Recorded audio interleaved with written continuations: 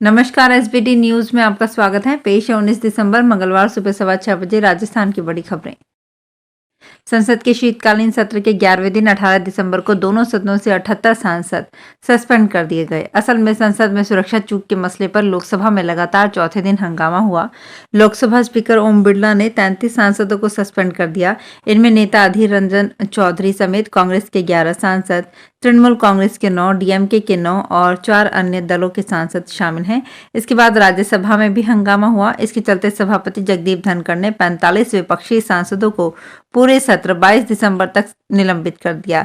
इससे पहले 14 दिसंबर को लोकसभा के 13 सांसद निलंबित किए गए थे। शीतकालीन सत्र से अब तक कुल मिलाकर 92 सांसदों को सस्पेंड किया जा चुका है। राजस्थान के पूर्व नेता प्रतिपक्ष और बीजेपी के वरिष्ठ नेता राजेंद्र राठौड़ ने खुद की हार को लेकर भीतरघात को जिम्मेदार ठहराया है। राठौड़ ने इशारों में भीतरघात करने वाले बीजेपी नेताओं पर निशाना साधा। राठौड़ ने कहा, इस बार चुनाव में हार हुई है, जनता का फैसला स्वीकार्य है, लेकिन बहुत से जयचंदों ने भी अपनी भूमिका निभाई। मुंह में राम बगल में छुरी लेकर भी कई लोग सत्ता में नजदीक आने की कोशिश कर रहे थे। उनके चेहरे से नकाब खींचने के लिए कार्यकर्ता आतुर हैं। राजेंद्र राठौड़ चूरू के सादुलपुर में मीडिया से बात कर रहे थे। प्रधानमंत्री नरेंद्र मोदी 2 दिन तक अपने संसदीय क्षेत्र वाराणसी में रहे। दौरे के दूसरे दिन सोमवार को पीएम ने स्वर वेद महामंदिर का इनॉग्रेशन किया। इसके बाद बरकी पहुंचे और लाभार्थियों से बात की। जनसभा को संबोधित करते हुए पीएम ने कहा, मेरे परिवारजनों, विकसित भारत के लिए देश की नारी शक्ति, युवा शक्ति, किसान और हर गरीब का विकास होना बहुत जरूरी है। मेरे लिए तो ये ही 4 जातियां ही सबसे बड़ी जातियां हैं। ये 4 जातियां सशक्त हो गई तो पूरा देश सशक्त हो जाएगा। राजस्थान में भाजपा की नई सरकार के गठन के बाद अब कांग्रेस में नेता प्रतिपक्ष की नियुक्ति का काउंटडाउन शुरू हो गया है। नेता प्रतिपक्ष के पद की नियुक्ति के लिए पार्टी में उच्च स्तर पर मंथन चल रहा है। इस रेस में पीसीसी चीफ गोविंद सिंह डोटासरा सबसे आगे चल रहे हैं, तो वहीं करीब आधा दर्जन नेता कतार में हैं। दरअसल विधानसभा चुनाव में हुई कांग्रेस की हार के बाद जहां एक और हार के पहलू पर मंथन किया जा रहा है, तो वहीं दूसरी ओर नेता प्रतिपक्ष का चुनाव भी किया जाना है। मध्य प्रदेश और छत्तीसगढ़ में कांग्रेस ने नेता प्रतिपक्ष का ऐलान कर दिया है और नए चेहरों को तरजीह दी है। ऐसे में सबसे बड़ा सवाल है कि क्या राजस्थान में भी जनरेशन शिफ्ट देखने को मिलेगा या पार्टी के प्रमुख दावेदारों के हाथ में कमान आएगी। अजमेर भ्रष्टाचार निरोधक ब्यूरो की टीम ने नसीराबाद के सनोद प्रथम गांव के पटवारी को 20,000 रुपए की रिश्वत लेते रंगे हाथों गिरफ्तार किया। आरोपी रवि लाखीवाल ने परिवादी से म्यूटेशन खोलने के एवज में ये राशि मांगी थी। उसे पंचायत भवन में ही रिश्वत लेते पकड़ा गया। राष्ट्रपति द्रौपदी मुर्मू 23 दिसंबर को जैसलमेर आने वाली हैं। उनकी प्रस्तावित जैसलमेर की यात्रा की तैयारियों को लेकर सोमवार को मुख्य सचिव उषा शर्मा ने शासन सचिवालय में सभी संबंधित विभागों के उच्च अधिकारियों के साथ बैठक की। इस दौरान जैसलमेर जिला कलेक्टर भी वीसी में मौजूद रहे। बैठक में सभी विभागों के अधिकारियों ने हिस्सा लिया। बताया जा रहा है कि वे भारतीय सेना के किसी कार्यक्रम में हिस्सा लेने के लिए जैसलमेर आ रही हैं। सुखदेव सिंह कोगामिडी मामले में शामिल 7 बदमाशों को एनआईए कोर्ट ने जेल भेज दिया है। एनआईए ने 7 आरोपियों को कोर्ट में पेश किया था, जहां से सभी को 2 जनवरी तक जेल भेज दिया गया है। दरअसल एनआईए ने कोर्ट के आदेश पर 4 दिन पहले ही इस मामले से जुड़ी केस डायरी और आरोपियों को अपने कब्जे में ले लिया था। इसके बाद गिरफ्तार सभी बदमाशों से एनआईए अपने स्तर पर सोडाला थाने में पूछताछ कर रही है। The institute of chartered accountant India ने अपनी 75वीं वर्षगांठ और प्रोफेशन व संस्थान को नया कलेवर देने के लिए सालों बाद नया लोगो लॉन्च किया है। देश भर के सीए नया सीए लोगो इस्तेमाल कर सकेंगे। लोगो में पहली बार तिरंगा और इंडिया शब्द शामिल किया गया है, जिससे विदेशों में भारतीय सीए की पहचान और अधिक आसान हो जाएगी। लोगो के इस्तेमाल को लेकर ICAI ने देश भर के सीए के लिए 13 पेज की गाइडलाइन जारी की है।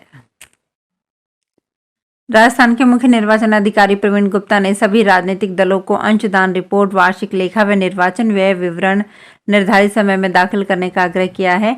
उन्होंने बताया कि अंशदान रिपोर्ट 30 दिसंबर या CBDT की ओर से ITR भरने की बढ़ाई गई अंतिम तारीख तक, अंकेक्षित वार्षिक लेखा ITR भरने की अंतिम तारीख से 1 महीने तक एवं निर्वाचन व्यय विवरण के आंशिक रिपोर्ट परिणाम जारी होने के 30 दिवस के अंदर, जबकि निर्वाचन व्यय विवरण की अंतिम रिपोर्ट विधानसभा चुनाव परिणाम जारी होने के 75 दिवस के भीतर मुख्य निर्वाचन अधिकारी के समक्ष दाखिल किया जाए।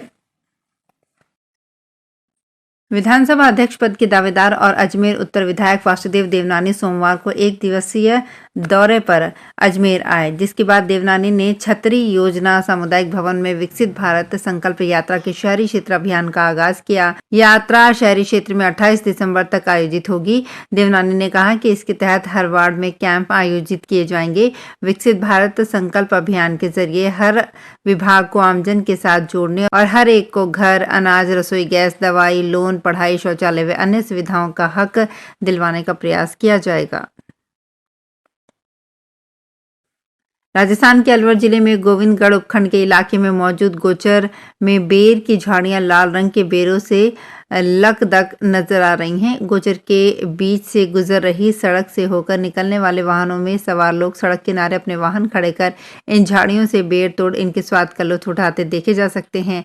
खाने में स्वादिष्ट व औषधीय गुणों से भरपूर पके हुए लाल बेर स्वास्थ्य के लिए लाभदायी फल है। शबरी के बेर का वर्णन तो रामायण में सर्वविदित है। वेद पुराण व अन्य धार्मिक ग्रंथों में भी इसका महत्व बताया गया है। राजस्थान के जिला स्तरीय डिस्ट्रिक्ट मिनरल फाउंडेशन ट्रस्ट के मनोनीत गैर सरकारी सदस्यों का मनोनयन समाप्त कर दिया गया है। संयुक्त सचिव माइंस नीतू बारूपाल ने इस आशय के आदेश जारी कर डीएमएफटी के समस्त मनोनीत गैर सरकारी सदस्यों का मनोनयन तत्काल प्रभाव से समाप्त कर दिया है। संयुक्त सचिव माइंस नीतू बारूपाल ने जिला कलेक्टर को पत्र लिखकर मनोनयन समाप्त करने की जानकारी दी है। अलवर जिले में लाल प्याज की बम्पर पैदावार हुई है। किसानों की ओर से जिले में 22,000 हेक्टेयर पर लाल प्याज की रोपाई की गई थी। नवंबर की शुरुआत के दिनों में लाल प्याज की आवक तेज रही, लेकिन विधानसभा चुनाव परिणाम के बाद प्याज के दामों में कमी दिखी। अब लाल प्याज के दाम आधे रह गए हैं। इससे किसानों को आर्थिक नुकसान की संभावना जताई जा रही है।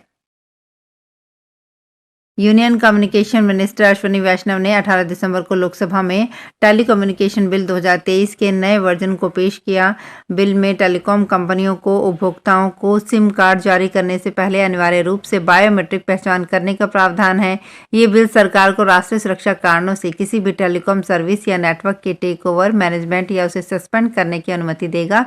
ये बिल 138 साल पुराने भारतीय टेलीग्राफ अधिनियम को बदलेगा, जो टेलीकॉम सेक्टर को कंट्रोल करता है।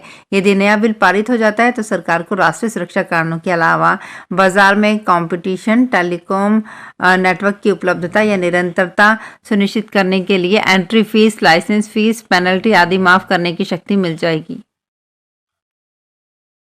नागौर के खिवसर उपखंड के गांव में लाइमस्टोन का दिन रात अवैध दोहन हो रहा है। यहाँ अवैध लाइमस्टोन को वैध बनाने वाली रॉयल्टी फर्म सरकार को ही चूना नहीं लगा रही है, बल्कि मजदूरों के डीएमएफटी के लाखों रुपए भी डकार गई है।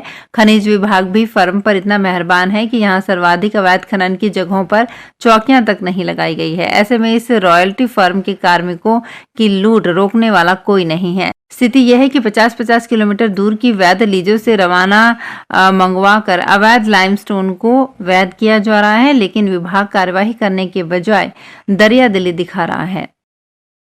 तो फिलहाल खास खबरों में इतना ही। ताजा खबरों की जानकारी के लिए देखते रहिए एसबीटी न्यूज। धन्यवाद।